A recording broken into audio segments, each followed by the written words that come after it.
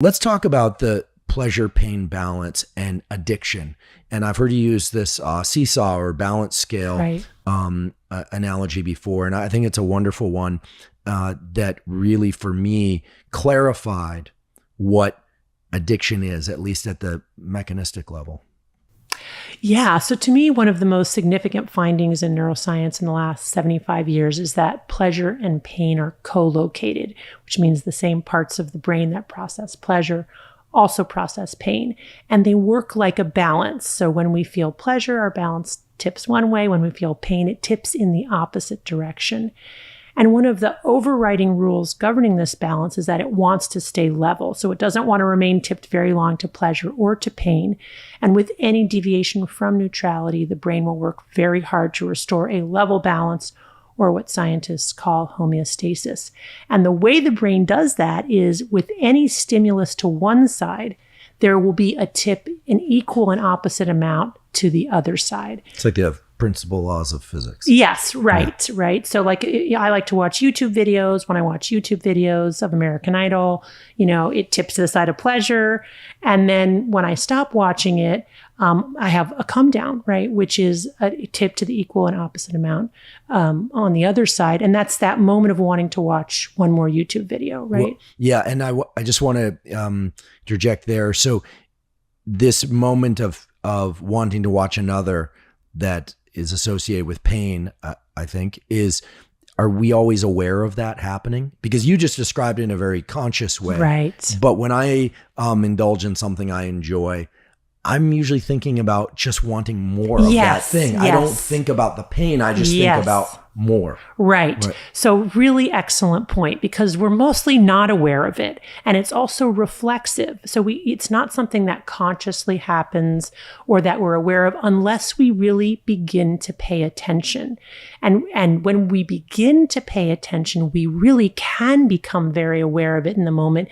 Again, it's like a falling away, like that, you're on social media and, you get a good tweet of something, and then you can't stop yourself because there's this awareness, a latent awareness that as soon as I disengage from this behavior, I'm going to experience a kind of a pain, right? A falling away, a missing that feeling, a wanting more of it.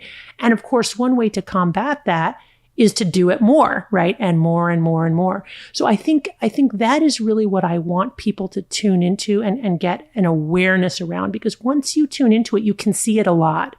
And then when you begin to see it, you have, and if you keep the model of the balance in mind, I think it gives people kind of a way to imagine what they're experiencing on a neurobiological level and understand it.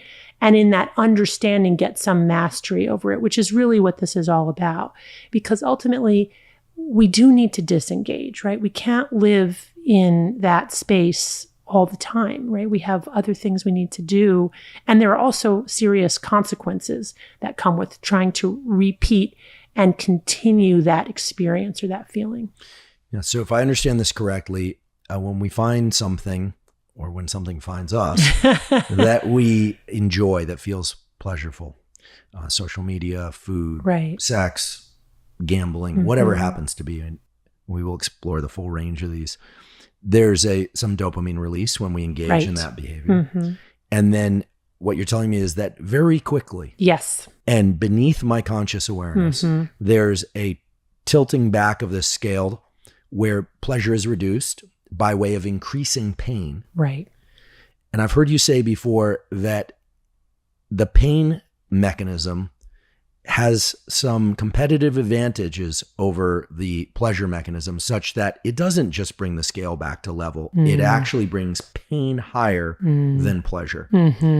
Could you tell us a little bit more about that? Yeah. So what happens again? So the hallmark of any addictive substance or behavior is that it releases a lot of dopamine in our brain's reward pathway. Like broccoli just doesn't release a lot of dopamine. Just doesn't, right?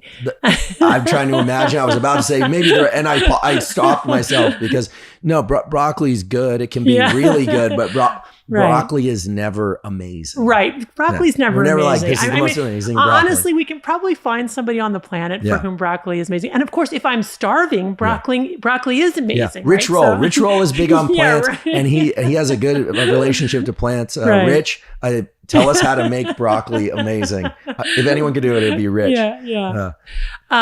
But what happens right after I do something that is really pleasurable and releases a lot of dopamine is, again, my brain is going to immediately compensate by downregulating my own dopamine receptors, my own dopamine transmission to compensate for that. Okay. And that's that come down or the hangover, or that after effect, that moment of wanting to do it more.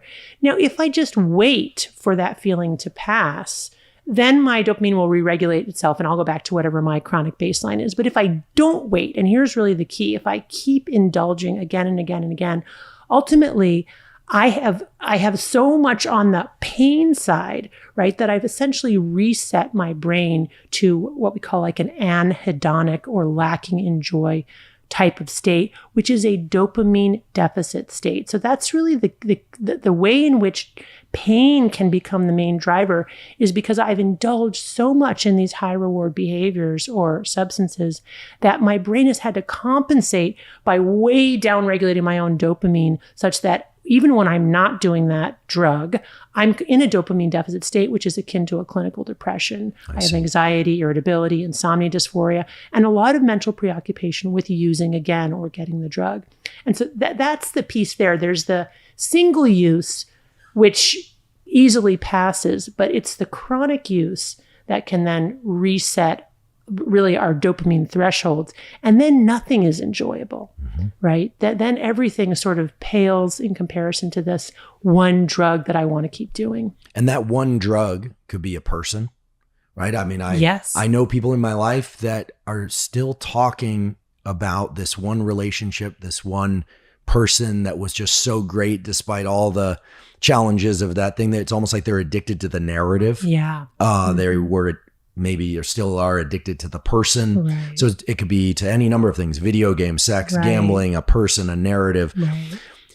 To me, and because of the way you describe this mechanism, this pleasure-pain balance, that all speaks to the kind of generalizability of our brain circuitry. And this is something that fascinates me, and I know it fascinates you as well, which is that nature did not evolve 20 different mechanisms for 20 different types of addiction. Just like anxiety is a couple of core sets of hormones and neurotransmitters and pathways, and one person is triggered by social interactions, another person is triggered by spiders, but the underlying response is identical. It sounds like with addiction as well, there may be some nuance, but that there's sort of a core set of processes. So it doesn't really matter if it's gambling or video games or sex or a narrative about a previous lover or partner or whatever. It's the same addictive process underneath that. Is that correct? Yes, exactly. Okay. And that's where this whole idea of cross addiction comes in. So once you've been addicted to a substance, severely addicted, that makes you more vulnerable to addiction to any substance. And when you say substance, does the same... Is what you just said also true for behaviors? Yes. So when I use the word drug, I'm talking about substances and behaviors, really. And I'm talking about behaviors like gambling, sex, porn. Gaming, porn, absolutely, shopping, work. You've accused me. Just for the record, Anna, Dr. Lembke has diagnosed me outside the clinic in a playful way of being work addicted. You're probably right. Yeah. The first thoughts I have when I wake up are typically about work, certainly within 50 milliseconds or so of waking. And probably the last thoughts I have, I would hope, are not about work. But yeah, I work constantly. I do other things, but I have to actively turn that off. Yes, that's exactly right. And you're certainly not alone in that. And of course, at Stanford, no. I mean, here in Silicon Valley, right? It's highly rewarded, right? So that kind of it's addiction. embedded in the culture. Oh yeah, absolutely. Yeah. And there's this other city, I think it's called New York, where they also work a lot out here, and it's heavily rewarded. I once said, and I'm sure that I'm not the first person to say it, but I was thinking about addiction, and I was thinking about the underlying circuits, and I posted something to the to social media, which said that addiction is a progressive narrowing of the things that bring you pleasure. That was the way that I kind of crystallized the literature in my mind. And then we met, and you of course came and gave these amazing lectures in the neuroanatomy course for the medical students, and the rest is history. But I tossed out a kind of mirroring statement for that as well, which was a bit overstepping, I admit, which I said, addiction is a progressive narrowing of the things that bring you pleasure. And I said, dare I say, enlightenment is a progressive expansion of the things that bring you pleasure. Not that anybody knows what enlightenment is, but it was my attempt to take a little bit of a jab at the fact that nobody knows. Yeah. And so why wouldn't I throw a neurobiological explanation just to kind of sample the waters? And people had varying levels of response. But the reason I bring that up is that I would imagine that being able to derive pleasure from many things would be a wonderful attribute. We know people like this that can experience pleasure in little things and in big events, not just the big milestones of life, but also the subtle, as the yogis would say, the subtle ripples of life. If such an ability exists, do you think that reflects a healthily tuned dopamine system, one that can engage and enjoy, but then disengage? Is that what we should be seeking? And to underscore, I know nothing about enlightenment meditation or any of it. I just I use these as opportunities to explore. Yeah, so it's a great question. I understand the question as, so what should we be striving for, right? Where should we settle out? And in my book, I really hold out people in recovery from severe addiction as sort of modern day prophets for the rest of us, because I do think that people who have been addicted and then get into recovery do have a hard-won wisdom that we can all benefit from. And the wisdom, I guess, to distill it down, it's many things. But in terms of dopamine, the wisdom is there are adaptive ways to get your dopamine, and there are less than adaptive ways. And in general, you could describe the adaptive ways as not too potent, so not tipping that balance too hard or too fast to the side of pleasure. So does that mean never allowing myself to be absolutely in complete bliss? Or does it mean not allowing myself to stay in that state too long? The latter. I think the latter. So, and then that gets to temperament. So I'm going to get that to a second. So in general, what we want is some kind of flexibility in that balance and the ability to easily reassert homeostasis. We don't want to break our balance, which is possible if we overindulge for enough period of time and end up with a balance tipped to the side of pain, this dopamine deficit state we've been talking about. We want a flexible, resilient balance, right? Which can be sensitive to things going on in the environment, which can experience pleasure and approach, which can experience pain and recoil, right? This is all adaptive and healthy and necessary and good. We would never want a balance that doesn't tilt. Right. That would be a disaster. Right. We wouldn't be human. And we wouldn't want that. It would be really, really boring. On the other hand, what people in recovery from addiction talk about is, to some extent, having to learn to live with things being a little boring a lot of the time, right? So trying to avoid some of this intensity and thrill seeking and escapism that really is at the core of addictive tendencies. Sorry to interrupt, but when you say boring, can we add stressful and boring? Yes. Because there are days where I'm one of these people, I have to remind myself to have fun because I sort of forgot what the term means. Yeah, right. Because I like to think that I experience a lot of pleasure in little things, but I'm a pretty hard driving guy. I like goals and big milestones, all that stuff. Anyway, the point being that many days I'm not bored thinking, there's nothing to do, but I am kind of overwhelmed by the number of things that are really not pleasureful that I have to do. Right. I won't mention what they are because I don't want my colleagues to be like, so that's why you don't respond to emails. No, just your emails. Not yours, Anna, but theirs. In any event, So anxiety and boredom can hang out together, right? Am I correct in? Oh, for sure. I mean, Okay. actually, boredom is highly anxiety provoking. Okay. 'Cause when- That's good to know, because I think Yeah. people hear boredom and Yeah. they think like, oh, there's nothing to do here. Right. There's not, it's Right. usually, I feel like we have a ton to do. We just don't really want to do it. Right. As opposed right. to something that we're excited to do. Right. Okay. So this gets to sort of some of the core things also we were talking about earlier about finding your passion. So I'm going to try to link it all together. But basically is boredom. First of all, boredom is a rare experience for modern humans because we're constantly distracting ourselves from the present moment. And we have an infinite number of ways to do that. Right. But boredom is really, I think, an important and necessary experience. But it is scary because when you allow yourself to be bored, let's say you had that list of all the things you hate to do, but you actually got them all done. Imagine that. And you got your forthcoming book done and you did all your interviews. And It then, could happen. Lightning could right. strike. And you walked your dog and you cleaned your house and you went shopping. Imagine that for a moment. You would be sitting in your house and my guess is you would be terrified because wow, what am I supposed to do now? Right? There's nothing I really have to do. And that is really, really scary. That can feel like free fall. And yet that's really an important and good experience to have. And I think that is an experience out of which we can have a lot of creative initiative, but also really consider our priorities and values. Okay, here I am on planet Earth. What the hee-haw am I going to do with my life? What do I really care about? How do I really want to spend my time when I'm not distracting myself, in order to spend it? And then this gets back to our conversation a little bit earlier about finding your passion.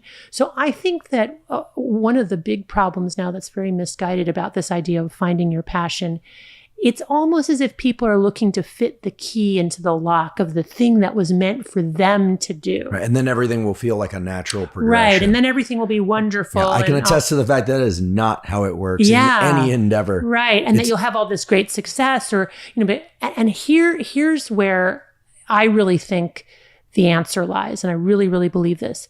Stop looking for your passion and instead look around right where you are. Stop distracting yourself. Look around right where you are and see what needs to be done. So not what do I want to do, but what is the work that needs to be done? And more importantly, it doesn't have to be some grandiose work.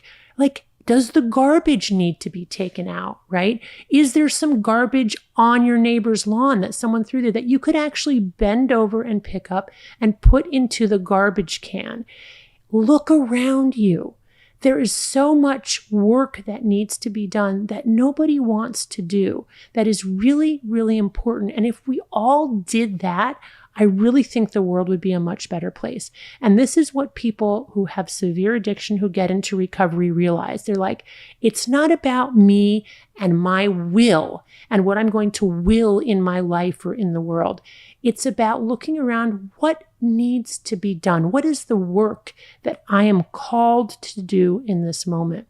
Which also is incredibly freeing because I don't have to search for the perfect thing. There's a lot of burden now on young people that they have to find that perfect thing. And until they've found that perfect thing, they're going to be miserable. You don't have to do that. Look at the life you were given. Look at the people around you. Look at the jobs that present themselves to you and do that job simply and honorably one day at a time. With a kind of humility. I think this is really what's so striking to me about the wisdom of people in recovery. There's this incredible humility that comes out of that experience. You feel so broken, so ashamed, but you pick yourself up one day at a time and you build a life that's around what can I do right in this moment that might benefit another person and thereby benefit me.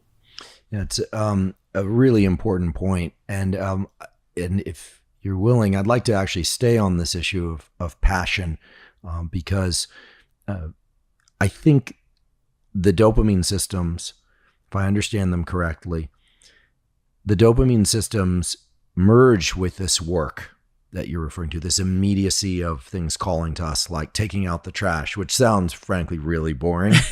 To be honest, I hate taking out the trash, but I do it because I like a clean home, and I like a home that smells good. Yeah. Or at least doesn't smell bad. So we do these things, and not that we want to offer some larger carrot as a consequence of doing those things. But if I understand correctly, what you're saying is, in the act of looking at one's immediate environment, acting on that immediate environment, we cultivate a relationship to these circuits in our brain about action and reward that, at least to my mind, span the range of small things being rewarding and then lead us to bigger things being rewarding. It's not like all we're going to do is take out trash and tend to house. We eventually will venture out, and we eventually will find careers and work on those. But if I understand correctly, you're talking about getting into a sort of functional or adaptive action step. And it's the action step that these days we tend to overlook because most of our mindset is in things that are truly outside of our immediate reality. Do I have that correct? Yeah, that was beautifully said. And I would just add to that, I see a lot of young people who, for example, spend most of their waking hours playing video games. And they come to me and they say, I'm anxious and depressed. I'm majoring in computer science. I hate it. I thought I would like it. You know, if I could only find that thing that I was really meant to do, my life would be better. And my first intervention for the many, many people like that I see in clinical care is, you have it backwards. I don't say it quite like that. Mm-hmm. You were waiting for that thing to pull you out of the video game world, and you're never going to find it as long as you're playing video games, because video games are so powerfully dopaminergic that you have this distorted sense of really pleasure and pain, and you will not be able to find that thing that you enjoy. And so, of course, the intervention is abstain from video games, reset your reward pathways, start with a level balance. And what invariably happens, and I've just seen it over 20 years so many times, I've become really a believer in this. All of a sudden it's like, oh, wow, my computer science class is interesting this quarter. It's like, okay, you know, you have a receptivity then to experiencing pleasure and reward in a way you just don't have when you're bombarding your reward pathways with these high dopamine drugs. Very interesting.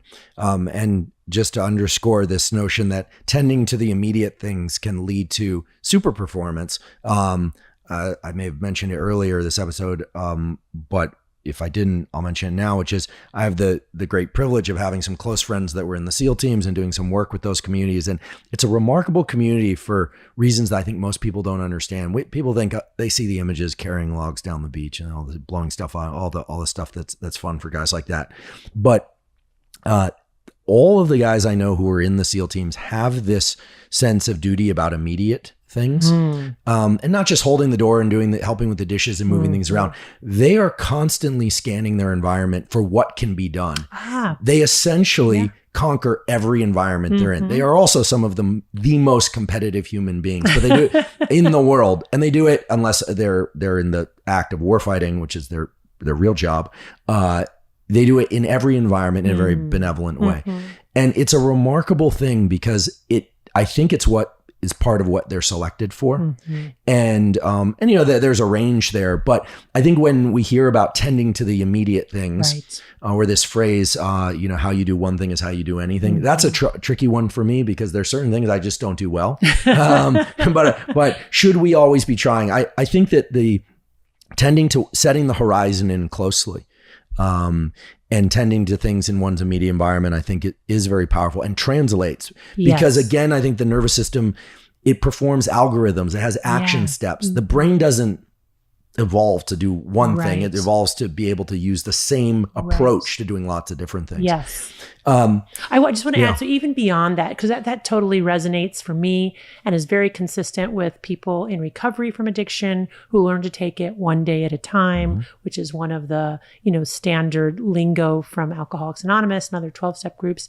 But I think also, as you say, you know, our brain is really wired for the 24-hour period.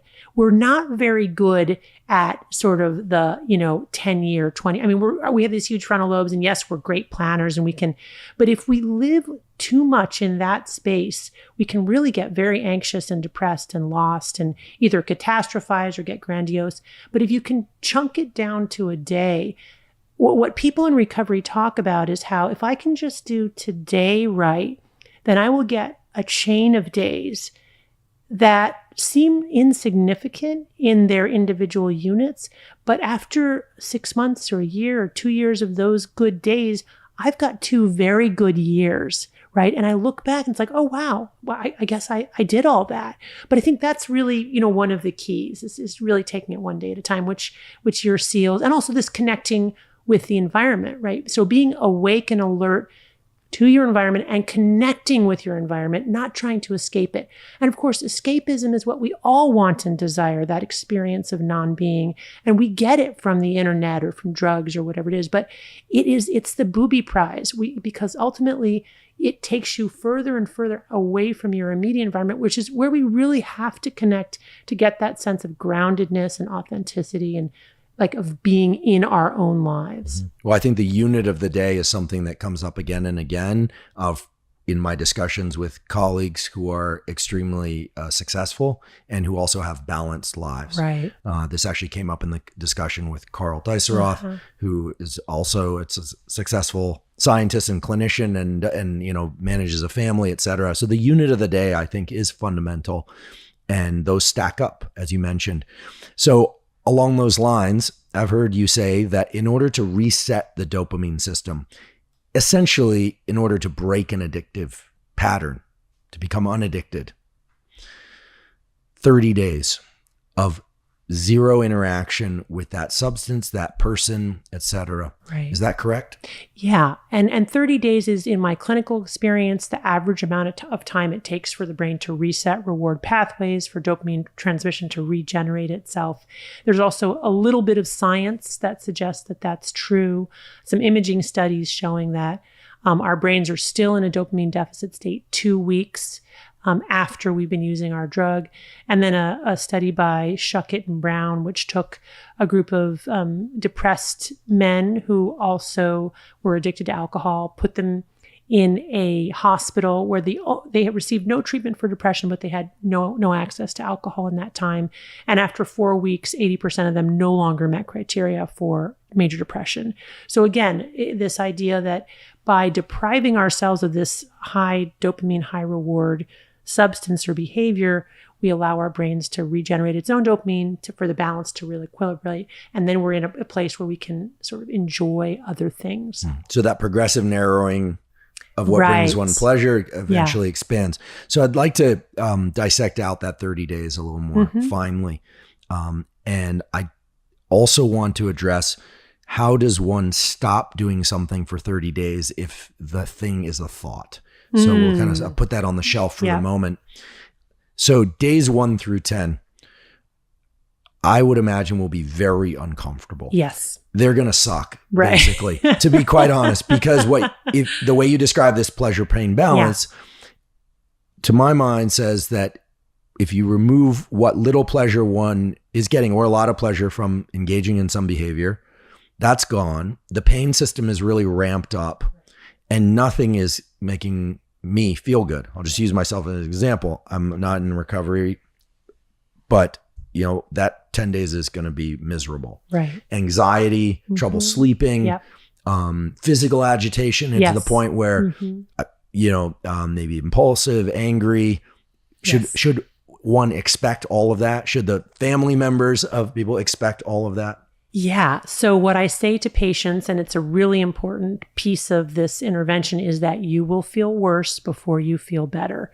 For how long? Yeah. This is probably the first question they ask, right? And I say, usually in my clinical experience, you'll feel worse for 2 weeks. But if you can make it through those first 2 weeks, the sun will start to come out in week 3. And by week 4, most people are feeling a whole lot better than they were before they stopped using their substance. So you have to, it's a hard thing. You have to sign up for it. And I will say, obviously, there are people with addictions that are so severe that as long as they have access to their drug or behavior, they're not able to stop themselves. And that's why we have, higher levels of care Sure. or residential treatment. So this is not going to be for everybody, this intervention, but it's amazing how many people with really severe addictions to things like heroin, cocaine, very severe pornography addictions. I posit this, and I do it as an experiment. I said, let's try this experiment. I'm always amazed, number one, how many of them are willing, and number two, how many of them are actually able to do it. They are able to do it. And so that little nudge is sort of just what they need. And the carrot is, there's a better life out there for you. And you'll be able to taste it in a month. You really will be able to begin to see that you can feel better and that there's another way. So the way you describe it seems like it's hard. Mm-hmm. But it's doable for most people, not everybody. Right. And we'll return to that category of people who can't do that on their own. Well, then days 21 through 30, people are feeling better. The sun is starting to come out, as you mentioned, which translates in the narrative we've created here and supported by biology that dopamine is starting to be released in response to the taste of a really good cup of coffee, for instance. Exactly. Whereas before it was only to insert, addictive behavior. Right. That's right. Whichever. Of course, coffee can be addictive too, but we'll leave that Sure. aside. Yeah. I feel like coffee has a kind of consumption limiting mechanism built in where at some point you just can't ingest anymore. Yeah. But maybe that's wrong. Sorry to give lift to the caffeine addicts out there as I clutch my mug. So days 21 through 30. I've seen a lot of people go through addiction and addiction treatment. I've spent a lot of time in those places, actually, looking at it, researching. I've got friends in that community. I'm close with that community. One thing I've seen over